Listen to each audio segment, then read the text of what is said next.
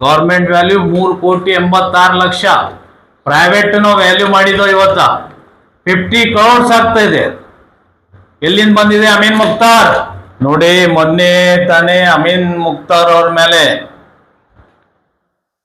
ಕಂಪ್ಲೇಂಟ್ನು ಕೊಟ್ಟಿದ್ದವು, ಮತ್ತೆ press club ನಲ್ಲಿ press ಮೀಟ್ನು ಮಾಡಿದ್ದವು.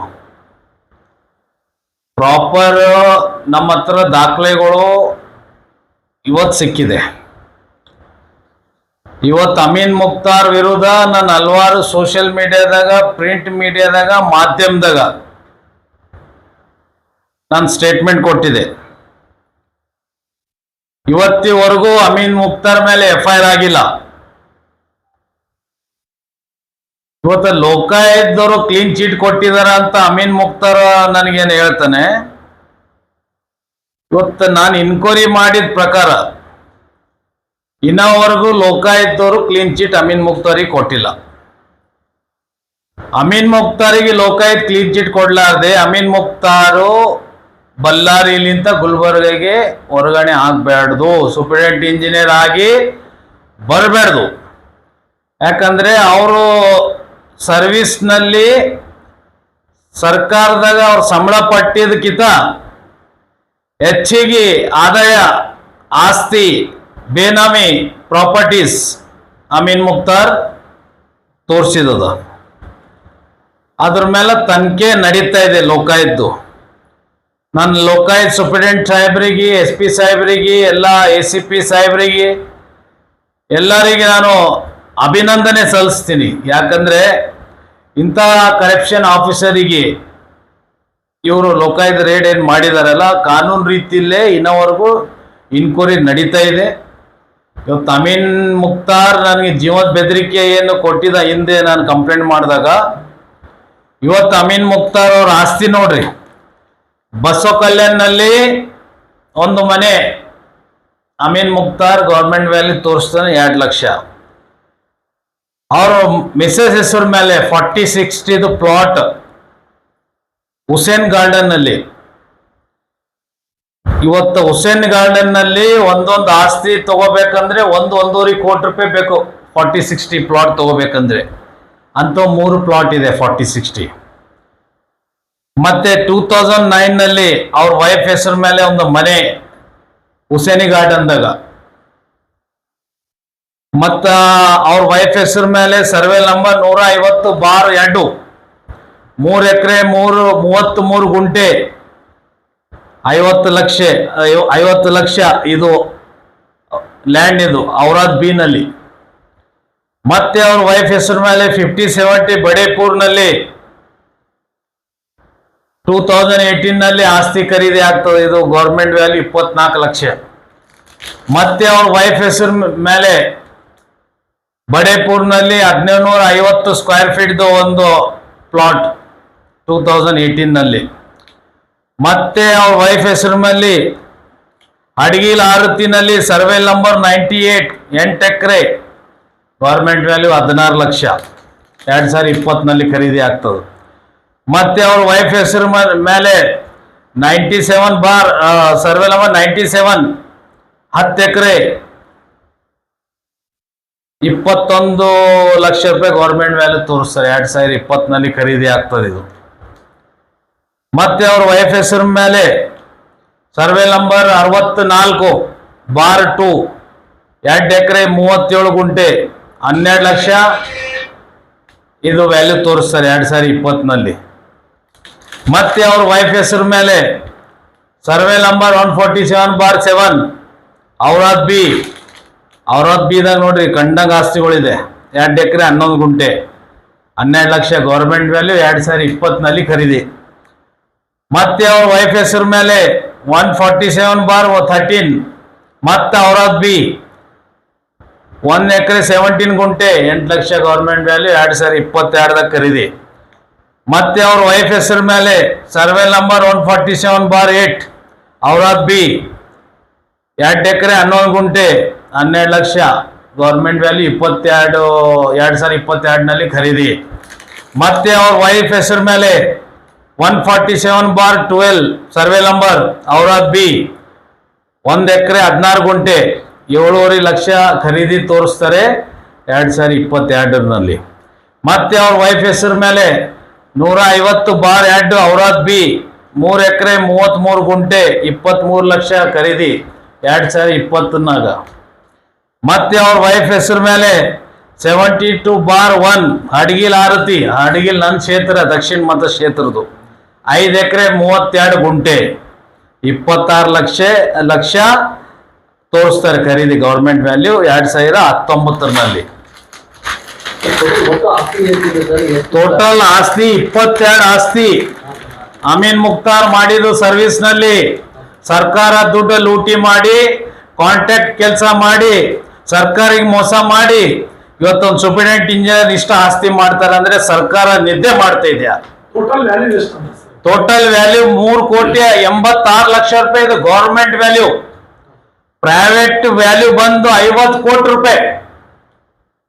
50 ಕೋಟಿ ರೂಪಾಯಿ ಪ್ರೈವೇಟ್ ವ್ಯಾಲ್ಯೂ ಈ ಪ್ರಾಪರ್ಟಿದು. ಒಂದು ಸೂಪರಿಂಟೆಂಡೆಂಟ್ ಇಂಜಿನಿಯರ್ 50 ಕೋಟಿ ರೂಪಾಯಿದ ಆಸ್ತಿ ಎಲ್ಲಿಂದ ಮಾಡ್ತಾರೆ? ಇದು ಸರ್ಕಾರಕ್ಕೆ ತೋರಿಸಿದು. ಮತ್ತೆ ಬೇನಾಮಿ ಬೇರೆ ಇನ್ನ ಪೇಪರ್ ತುಂಬಿದೆ, ಇನ್ನ ಬೇನಾಮಿಗಳು ಇದ್ರಾಗ ಬಹಳಷ್ಟು ಕಾಂಟ್ರಾಕ್ಟರ್ಗಳು ಹೆಸರು ಮೇಲೆ ಆಸ್ತಿ ಇದೆ, ಪೆಟ್ರೋಲ್ ಪಂಪ್ಗಳು ಇದೆ.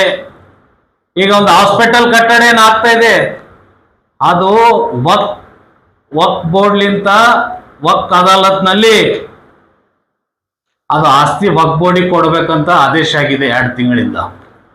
ಇವತ್ತು ಇಲ್ಲಿ ಇದ್ದಂತ ವಕ್ ಮಿನಿಸ್ಟರ್ ಅವ್ರು ನಿಧಿ ಮಾಡ್ತಾ ಇದಾರ. ಇಲ್ಲಿ ವಕ್ ಸ್ಟೇಟ್ ಚೇರ್ಮನ್ ನಮ್ಮ ಅಲಿ ಹುಸೇನಿ ಸಾಹೇಬರು ಇದ್ದಾರೆ. ನಾನು ತಮ್ಮ ಚಾನೆಲ್ ಮುಖಾಂತರ ಹೇಳಕ್ ಇಷ್ಟಪಡ್ತೀನಿ ಚೇರ್ಮನ್ ಸಾಹೇಬ್ರಿಗೆ, ಇಂಥ ಆಸ್ತಿ ಮುದ್ಗೋಲ್ ಮಾಡಬೇಕು ವಕ್ ಬೋರ್ಡಿಗೆ. ಇವತ್ತು ವಕ್ ಬಚಾವ್ ಅಂತ ತಾವು ಏನು ಹೋರಾಟ ಮಾಡ್ತಾ ಇದ್ದೀರಿ, ವಕ್ ಪ್ರಾಪರ್ಟಿಗಳು ಯಾರ್ಯಾರು ಲೂಟಿ ಮಾಡಿದ್ದಾರೆ ಆ ಪ್ರಾಪರ್ಟಿಗಳು ಜಪ್ತಿ ಆಗ್ಬೇಕಂತ ಇವತ್ತು ಇಲ್ಲಿದ್ದಂತ ಸರ್ಕಾರ ಆಗಲಿ ಕೇಂದ್ರ ಸರ್ಕಾರ ಇಂಥ ಆಫೀಸರ್ ಮಂದಿ ವಕ್ ಲ್ಯಾಂಡ್ಗಳಲ್ಲಿ 200 ಬೆಡ್ಡಿಂದ ಹಾಸ್ಪಿಟಲ್ ಮಾಡಿದ್ದಾನೆ. ಅದು ದಾಖಲೆಗಳು ನನ್ನ ಹತ್ರ ಇದೆ. ನಾನು ಮುಂದಿನ ದಿನದಾಗ ಇವತ್ತು FIR ಇವತ್ತು ಕಲಬುರಗಿ ಇದ್ದಾಗ ಇದು FIR ಆಗಿಲ್ಲ ಅಂದ್ರೆ ಇವತ್ತು ಅಮೀನ್ ಮುಕ್ತಾರ್ ವಿರುದ್ಧ DC ಆಫೀಸ್ ಹತ್ರ ಧರ್ನಾ ಕೊಡ್ತಾವಂತ ನಮ್ಮ ಪಕ್ಷ ಕಡೆಯಿಂದ ನಾವು ತೀರ್ಮಾನ ಮಾಡಿದ್ದು. ನಮ್ಮ ಯುವ ನಾಯಕರು ಮೊನ್ನೆ ಬಂದಿದ್ರು, ನಿಖಿಲ್ ಕುಮಾರಸ್ವಾಮಿ ಅವರು. ನಾವು ತೀರ್ಮಾನ ಮಾಡಿದ್ದು, ನಮ್ಮ ಪಕ್ಷ ಆದೇಶ ಇದೆ, ಇಂಥ ಆಫೀಸರಿಗೆ ಇಲ್ಲಿ ವಜಾ ಆಗಬೇಕು, ಸಸ್ಪೆಂಡ್ ಆಗಬೇಕು. ಲೋಕಾಯುಕ್ತ ಟ್ರ್ಯಾಪ್ ಆದಂತ ಆಫೀಸರ್ ಕಲಬುರಗಿ ಜಿಲ್ಲೆನಲ್ಲಿ ಇಂಥ ಸರ್ಕಾರದಾಗ ಇಂಥ ಮಿನಿಸ್ಟರ್ ಕೈಯಾಗ ಇಂಥ ಕರಪ್ಷನ್ ಆಫೀಸರ್ ನಮ್ಗೆ ಬೇಕಾಗಿಲ್ಲ ಅಂತ ಇವತ್ತು ನಮ್ದು ಒಂದು ಅವಾಜ್ ಇದೆ ಅಂತ ಹೇಳಕ್ ಇಷ್ಟಪಡ್ತೀನಿ. ಯಾಕಂದ್ರೆ ಇವತ್ತು 50 ಕೋಟಿ ರೂಪಾಯಿ ಗಳಿಸ್ತಾನ್ರಿ, ಇಲ್ಲಿ 50 ಕೋಟಿ ಆಸ್ತಿ ಡಿಕ್ಲೇರ್ ಮಾಡ್ತಾ ಇದ್ದಾನೆ. Government value 3,86,00,000. ಪ್ರೈವೇಟ್ ವ್ಯಾಲ್ಯೂ ಮಾಡಿದ್ದು ಇವತ್ತ 50 crores ಆಗ್ತಾ ಇದೆ.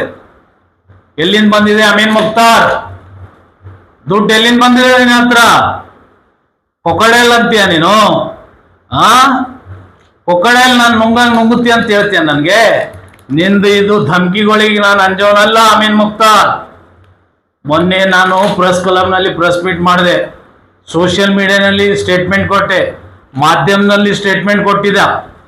ತೆಳಗ ಅಮೀನ್ ಮುಕ್ತಾರ್ ಒಂದು 10 ಚಮಚಗಳಿಗೆ ತಯಾರು ಮಾಡಿ ನನ್ನ ವಿರುದ್ಧ ಕಮಿಟ್ಮೆಂಟ್ ಹೊಲ್ಸೊಲ್ಸ್ ಕಮಿಟ್ಮೆಂಟ್ ಹಾಕ್ಸ್ತಾ ಇದ್ದಾನೆ. ಅಮೀನ್ ಮುಕ್ತಾರ್ ನಿನ್ ಚಮಚಗಳಿಗೆ ಹೇಳು, ನಿಂದು ಈ ಕಮಿಟ್ಮೆಂಟ್ಗಳಿಗೆ ಧಮ್ಕಿಗಳಿಗೆ ನಾವು JDS ಪಕ್ಷದವ್ರು ಅಂಜೋರಲ್ಲ. ನಿನ್ ಚಮಚಗಳಿಗೆ ಹೇಳು, ಮತ್ ಇದ್ರ ಮೇಲೆ ನೀನ್ ಕಮಿಟ್ ಮಾಡಿಸು. ನೀ 10 ಜನರಿಗೆ ಫೇಕ್ ID ಕ್ರಿಯೇಟ್ ಮಾಡಿ ಏನ್ ಮಾಡಿಸಿದ್ಯಲ್ಲ, ಇದು ನೀನು ಒಳ್ಳೇದಲ್ಲ. ನಿಂದು ಈ ಫೇಕ್ ಐಡಿಗಳಿಂತ ನಮ್ಗೆ ಧಮ್ಕಿಗಳು ಇದಕ್ಕೆ ನಾವು ಭಯ ಪಡೋರಲ್ಲ. ಅಮೀನ್ ಮುಕ್ತಾರ್ ನೀನ್ ಜೈಲಿಗೆ ಹೋಗೋದು ಪಕ್ಕ. ತಮ್ಮ ಚಾನೆಲ್ ಮುಖಾಂತರ ಲೋಕಾಯುಕ್ತರಿಗೆ ಹೇಳಕ್ ಇಷ್ಟಪಡ್ತೀನಿ, ಈ ಅಮೀನ್ ಮುಕ್ತಾರ್ ಮೇಲೆ ಬೇನಾಮಿ ಆಸ್ತಿಗಳು ಇನ್ನ ಏನೇನಿದೆ ತಾವು ದಯವಿಟ್ಟು ಇವಾಗ ಕಲಬುರಗಿ ಜಿಲ್ಲೆಗೆಲ್ಲ ಇಡೀ ರಾಜ್ಯಕ್ಕೆ ಒಂದು ನ್ಯಾಯ ಕೊಡಂಗಾಗುತ್ತೆ. ಲೋಕಾಯುಕ್ತವ್ರ ಬಗ್ಗೆ ನಮ್ಗೆ ಬಹಳ ರೆಸ್ಪೆಕ್ಟ್ ಇದೆ. ಅದ್ರಾಗ ಆಫೀಸರ್ಸ್ ಒಳ್ಳೆ ಆಫೀಸರ್ಸ್ ಇದ್ದಾರೆ. ಈ ಅಮೀನ್ ಮುಕ್ತಾರ್ ಮೇಲೆ ಕ್ರಮ ತಗೋಲೇಬೇಕು. ಕಾನೂನು ರೀತಿಯಲ್ಲಿ ಕ್ರಮ ಆಗಿಲ್ಲ. ಇಲ್ಲಿದ್ದಂತ ಸರ್ಕಾರ, ಇಲ್ಲಿದ್ದಂತ ಮಂತ್ರಿಗಳು ಈ ಅಮೀನ್ ಮುಕ್ತಾರಿಗೆ ವಜಾ ಮಾಡಿಲ್ಲ ಅಂದ್ರೆ ನಮ್ JDS ಪಕ್ಷಲಿಂತ ಅಮೀನ್ ಮುಕ್ತಾರ್ ವಿರುದ್ಧ ಕಾನೂನು ರೀತಿಯಲ್ಲೇ ನಾವು ಹೋರಾಟ ಮಾಡ್ತೋ ಅಂತ ಇವತ್ತು ಹೇಳಕ್ ಇಷ್ಟಪಡ್ತೀನಿ. ಅಮೀನ್ ಮುಕ್ತಾರ್ ಅವರ ವೈಫ್ ಹೆಸರಲ್ಲಿದೆ ಎಲ್ಲ ಆಸ್ತಿ. ಅಮೀನ್ ಮುಕ್ತಾರ್ ಅವ್ರ ವೈಫ್ ಅಂದ್ರೆ ಮತ್ತೆ ಅಮೀನ್ ಮುಕ್ತಾರ್ ಗರ್ಜಾಗೆ ವೈಫ್ ತಗೋತಾರಲ್ಲ, ತನಿಖೆ ಮಾಡ್ರಿ ವೈಫಿಗೆ ಎಲ್ಲಿಂದ ಬಂದಿದೆ ದುಡ್ಡ? ಸರ್ ಆಸ್ಪತ್ರೆ ನಂದಿಲ್ಲ, ನಮ್ಮ ಅಣ್ಣವ್ರದ್ದು ನಾವು ಲೋನ್ ತಗೊಂಡು ಮಾಡಿದೇವೆ, ಅಲ್ಲಿ ಬೋರ್ಡ್ ಹಚ್ಚಿದೇವೆ ಅಂತ ಅವ್ರು ಹೇಳಿ. ಇದು ಅಮೀನ್ ಮುಕ್ತಾರ್ ಅವರು ಅವ್ರ ವೈಫ್ ಹೆಸರು ಮೇಲೆ ಇದ್ದಿದ್ದ ಆಸ್ತಿ ನಾನು ನಿಮ್ಗೆ ಬಿಡುಗಡೆ ಹೇಳ್ತಾ ಇದ್ದೀನಿ. ಇನ್ನ ಅಣ್ಣನ ಮೇಲೆ, ತಮ್ಮನ ಮೇಲೆ, ಹಳೆಯನ್ ಮೇಲೆ, ಕಾಕನ ಮೇಲೆ, ಮಾಮನ ಹೆಸರು ಮೇಲೆ ಇನ್ನ ಬಹಳಷ್ಟು ಆಸ್ತಿ ಇದೆ ಅಮೀನ್ ಮುಕ್ತಾರ್. ನೀನು ಅದನ್ನು ತೆಗಿಬೇಕು. ಫಸ್ಟ್ ಅದು ಹಾಸ್ಪಿಟಲ್ ಇವತ್ತ ವಕ್ ಬಚಾವ್ ಅಂತ ಅವಾಜ್ ಬುಲಂದ್ ಆಗ್ತಾ ಇದೆಯಲ್ಲ, ಅದು ಹಾಸ್ಪಿಟಲ್ ಫಸ್ಟ್ ವಕ್ ಬೋರ್ಡ್ದವ್ರು ನೀವು ಹೋಗಿ ಸಬ್ಮಿಟ್ ಮಾಡೋದು, ಹ್ಯಾಂಡ್ ಓವರ್ ಮಾಡು. ಅದು ನಿಮ್ಮ ಅಣ್ಣಂದು ಇರ್ಬೋದು, ತಮ್ಮಂದಿರ್ ನಮ್ ಸಂಬಂಧ ಇಲ್ಲ. ಇವತ್ತು ನಾರ್ತ್ MLA ಮೇಡಮ್ ಅವರು ವಕ್ ಬೋರ್ಡ್ ಮೆಂಬರ್ ಇದ್ದಾರೆ. ಇವತ್ತೇಂದ್ರೆ ನಿಮ್ಗೆ ವಕ್ ಆಸ್ತಿಗಳು, ಇವತ್ತು ಎಷ್ಟೋ ವಕ್ ಪ್ರಾಪರ್ಟಿಗಳು ಮುಸಲ್ಮಾನರಿಗೆ ಅನ್ಯಾಯ ಆಗಿದೆ, ಎಷ್ಟೋ ಮಂದಿದ ಆಸ್ತಿ ಜಪ್ತಾಗಿದೆ, ಎಷ್ಟೋ ದರ್ಗಾಗಳ ಆಸ್ತಿ ಜಪ್ತಾಗಿದೆ. ಇಂಥ ಕಳ್ಳರು ಬಂದು ಇವತ್ತು ಜಪ್ತಿ ಮಾಡಿ ಹಾಸ್ಪಿಟಲ್ಸ್ ಮಾಡ್ತಾ ಇದ್ದಾರೆ. ದಯಮಾಡಿ ಅದು ವಕ್ ಬೋರ್ಡಿಗೆ ಒಪ್ಪಿಸ್ಬೇಕಂತ ಹೇಳಕ್ ಇಷ್ಟಪಡ್ತೀನಿ. ಇಲ್ಲಾಂದ್ರೆ ಕಾನೂನು ರೀತಿಲೇ ಹೋರಾಟ ಆಗೇ ಆಗ್ತದೆ ಅಂತ ಹೇಳಕ್ ಇಷ್ಟಪಡ್ತೀನಿ. ಸರ್ ಇನ್ನೊಂದು ಅಮೀನ್ ಮುಕ್ತಾರ್, ನೀನು ನನಗೆ ಅವ್ರ ಇವ್ರಲಿಂತ ಫೋನ್ ಮಾಡಿಸಿದೆ ಅಂದ್ರೆ ಮತ್ತೆ ಅವೆಲ್ಲ ನಂಬರ್ಗಳು ರೆಕಾರ್ಡಿಂಗ್ ಆಗ್ತಾವ, ನೆನ್ಪಿಟ್ಕೋ. ಈಗ ತನ ನಿನ್ನ ಕಡೆಯಿಂದ ಒಂದು 5-6 ಜನ ಫೋನ್ ಮಾಡಿದ್ದಾರೆ ನಾಯಕರು. ಹುಷಾರಿರ್ರಿ, ಇಂಥ ಕಳ್ಳಿಗೆ ಯಾರು ಸಪೋರ್ಟ್ ಮಾಡಕ್ ಹೋಗ್ಬೇಡ್ರಿ. ನಿಮ್ದು ಹೆಸರು ಮತ್ತೆ ಹೊರಗೆ ಬರುತ್ತೆ ಅಂತ ಹೇಳಕ್ ಇಷ್ಟಪಡ್ತೀನಿ. ಘಟಾನುಘಟಿಗಳು ಲೀಡರ್ಗಳು ಫೋನ್ ಮಾಡಿದ್ದಾರೆ. ನಾನು ಹೆಸರುಗಳು ಪ್ರಸ್ತಾವನೆ ಮಾಡಲ್ಲ, ನನಗೂ ಬೇಕಾದವರು. ಅಮೀನ್ ಮುಕ್ತಾರ್ ದೊಡ್ಡ ಕಳ್ಳಿದ್ದಾನೆ, ಇಷ್ಟು ಆಸ್ತಿ ಸರ್ಕಾರಕ್ಕೆ ತೋರಿಸಿದು ಬೇನಾಮಿನ ಬಾಳಿದೆ, ಅದ್ರ ಮೇಲೆ ತನಿಖೆ ಆಗ್ತದ. ಮುಂದಿನ ದಿನದಾಗ ಎಲ್ಲ ಆಸ್ತಿಗಳು ಹೊರಗೆ ಬರ್ತದ ಅಮೀನ್ ಮುಕ್ತಾರ್ದ ಅಂತ ಹೇಳಕ್ ಇಷ್ಟಪಡ್ತೀನಿ ನಾನು. ಅಮೀನ್ ಮುಕ್ತಾರ್ ಅವರು ಘಟಾನುಘಟಿಗಳ ಕೈಯಿಂದ ಕರೆ ಮಾಡಿಸಿದ್ದಾರೆ ಅಂತ ಹೇಳ್ತಿದ್ರು. ಆ ಘಟಾನುಘಟಿಗಳು ನೀವು ಬೇಕಾದವರು ಕೂಡ ಕಳ್ಳರಿಗೆ ಇನ್ನೊಬ್ಬ ಕಳ್ಳ ಸಪೋರ್ಟ್ ಮಾಡೋಂಗಾಗುತ್ತಲ್ಲ. ನಾನು ಅದೇ ಹೇಳ್ತಾ ಇದ್ದೀನಿ. ಈಗ ಕೆಲವ್ರಿಗೆ ಗೊತ್ತಿರಲ್ಲ ಇವನ್ ಇಷ್ಟು ದೊಡ್ಡ ಕಳ್ಳ ಅಂತ, ಏನೇ ಒಂದು ಸ್ವಲ್ಪ ಹೇಳ್ರಿ ಅಂತ ಹೋಗ್ತಾನೆ ಇವನು. ಬೆಂಗಳೂರ್ಲಿಂದ ಫೋನ್ ಬರ್ತಾ ಇದೆ ರೀ. ಇವತ್ತು ನಾನು ಹೆಸರು ಹೇಳಕ್ ಇಷ್ಟಪಡಲ್ಲ. ಸಮಯ ಬಂದ್ರೆ ಅವ್ರ ಏನ್ರಿ ಇದು ಕಾಲ್ಸ್ ಮಾಡೋದು, ನನ್ನ ಮೇಲೆ ಒತ್ತಾಯ ತರೋದು ನಿಲ್ಸಿಲ್ಲ ಅಂದ್ರೆ ಇವತ್ತು ಅವ್ರದ್ದು ಹೆಸರುಗಳನ್ನು ಪ್ರಸ್ತಾವನೆ ಮಾಡ್ತೀನಿ ಮೀಡಿಯಾನಲ್ಲಿ. ಮತ್ತೆ ನಾಳೆ ನನಗೆ ಏನ್ರೆ ಜೀವಕ್ಕೆ ಏನ್ರೆ ಹಾನಿ ಆಯ್ತು, ಇದು ಅಮೀನ್ ಮುಕ್ತಾರ ಇದಕ್ಕೆ ಕಾರಣ ಆಗ್ತಾನೆ.